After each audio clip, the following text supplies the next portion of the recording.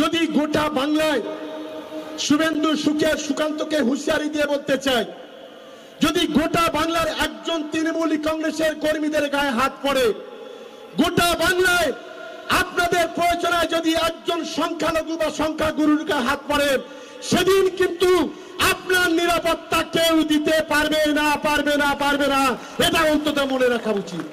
আমরা কাউকে ঢিল ছুড়বো না, কিন্তু কেউ ঢিল ছুড়লে তাকে রসগোল্লা ছুড়ে পিয়ার করব না, এটা অন্তত মনে রাখা উচিত।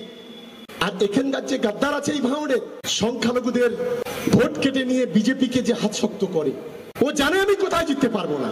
যদি হিম্মত থাকে বাপের বেটা হও, তোমার কতটা জনপ্রিয়তা ভাঙড়ে আছে এবারে আমরা বুঝে নিতে চাই। কি আমার সঙ্গে সবাই একমত নাকি?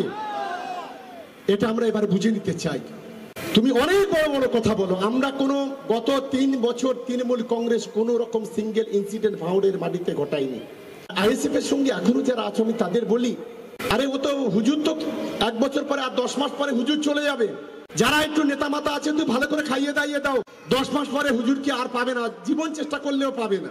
আপনাদের বলি, এমন ভাবে আপনাদের লাগিয়ে দিয়েছে, ছোট কেস, বড় কেস, মেজর কেস, কচি কেস, বাচ্চা কেস সব মিলিয়ে এক একজনের নামে 10 থেকে 15টা কেস হয়েছে। সব সমাজ বিরোধী গুলো পালিয়ে গেছে।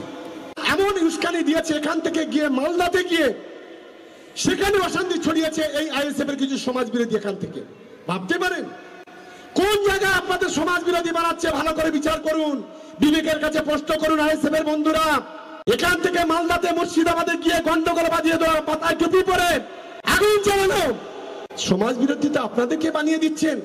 আমি একজন সংখ্যালঘু পরিবারের সদস্য, সুতিতে, ধুলিয়ানে, শামসেরগঞ্জে যে ঘটনা ঘটেছে আমি তীব্র নিন্দা করছি। এরা কারা? এরা কখন সংখ্যালঘু মুসলমান হতে পারে না। এরা সংখ্যালঘুদের নামে কলঙ্ক। বিজেপির ফাঁতাবাদে পা দিয়ে দিলেন। শুভেন্দু অধিকারী যে ফাঁদটা পেতে রেখেছিল, বিজেপির লোক ঢুকিয়ে দিয়ে, সিপিএম এর লোক ঢুকিয়ে দিয়ে, কংগ্রেসের লোক ঢুকিয়ে দিয়ে, আগুন জ্বালিয়ে দিয়ে যে ঘটনা ঘটালো, গণতন্ত্রকে ধ্বংস করার জন্য যথেষ্ট। আমি তাই আমার তৃণমূল কংগ্রেসের কর্মীদের অনুরোধ করবো, আমাদের দিদি ইতিমধ্যে ঘোষণা করেছেন শান্তিপূর্ণভাবে আন্দোলন হোক, বিচার ব্যবস্থার প্রতি আস্থা রাখুন, সব ধর্মের মানুষকে সংযত রাখার কথা বলেছেন। শুভেন্দু অধিকারীর মতো দাঙ্গাতে বলেনি, উস্কানি দেয়নি। শুভেন্দু অধিকারীর মতো মুসলমান সংখ্যালঘুদের এখান থেকে ঘাট ধাক্কা দিয়ে বাংলাদেশ কিংবা পাকিস্তানের কথা বলেনি। এটা আমরা জানি। আজ থেকে 6 মাস আগে এক বিজেপির নেতা বলেছিল 6 মাসের মধ্যে মুসলমানদের রাস্তায় নামাবো। এটাই ছিল আপনাদের মনে, আমরা বুঝতে পারিনি। আমরা সেদিন ভাবছিলাম কিভাবে মুসলমানরা রাস্তায় নামবে। আজকের ওয়াকফ আইন, আজকের আল্লাহর সম্পত্তিকে হস্তক্ষেপ করার যে পরিকল্পনা করেছিলেন, এত সোজা নয়। আজ বাংলা সুপ্রিম কোর্ট, ভারতবর্ষের সর্বোচ্চ আদালত আজ সেটাকে অবজারভেশনে রেখে সেটা বিচার করছেন। আমরা ধন্যবাদ, কৃতজ্ঞতা জানাই। আমি তাই ভাঙড় এবং ক্যানিং এর সর্বস্তরের মানুষের কাছে আবেদন করব, 2026-এ বিধানসভা ভোট, এই বিধানসভাকে সামনে রেখে ধর্মের কালোবাজারিরা নেমে পড়বে, হিন্দু মুসলমানকে ভাগ করার চেষ্টা করবে, ধর্মের কালোবাজিরা নেমে পড়বে। ভাইজান হুজুর হুজুর করে জান্নাতের সার্টিফিকেট দেওয়ার নাম করে অনেক প্ররোচনা দেবে, অনেক প্রতারণা করবে, অনেক ধ্বংসলীলা চালাবে। এই ধর্মের কালোবাজারি গুলোকে থেকে আমাদের সতর্ক থাকতে হবে। আমাদের প্রতিটা লড়াই, আন্দোলন, সংগ্রাম আমাদের ঐক্যবদ্ধভাবে আমাদের করতে হবে। আগামী 2026-এ মমতা বন্দ্যোপাধ্যায় এবং অভিষেক বন্দ্যোপাধ্যায়ের হাতে ভারতটাকে তুলে দিতে হবে। এটাই হচ্ছে আমাদের আগামী দিনের লক্ষ্য, এটাই হচ্ছে আমাদের আগামী দিনের স্বপ্ন। সেই স্বপ্নকে আমাদের বাস্তবায়িত করতে হবে।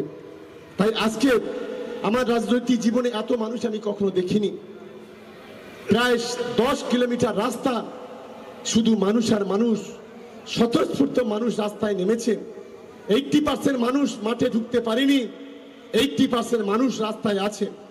আমি তাই সকলকে, বিশেষ করে এখানে আজকে যারা উপস্থিত হয়েছেন, যারা আমাদের ফেসবুক লাইভ দেখছেন, আগামী দিনে শুধু একটা করব, দিদি ছাড়া কোনো পথ নেই। বাংলাতে দিদি আছে বলে আমরা সকলেই বেঁচে আছি, হিন্দু মুসলমান বেঁচে আছি। আমরা দিদির দীর্ঘায়ু কামনা করি, তিনি আগামী দিনে এই বাংলাকে এগিয়ে নিয়ে যাক। এটা আমরা, এইটুকু আমরা ঈশ্বর আল্লাহ ভগবানের কাছে আমরা প্রার্থনা করব। আর এই যে নারদ আছে একজন, এই যে নারদ, মেজ খোকা, এই মেজ খোকা আগামী দিনে যেন ধ্বংস হয়, সেই কাজটা যেন আগামী বাংলার মানুষ দেখাতে পারে, এটাই অনুরোধ করব।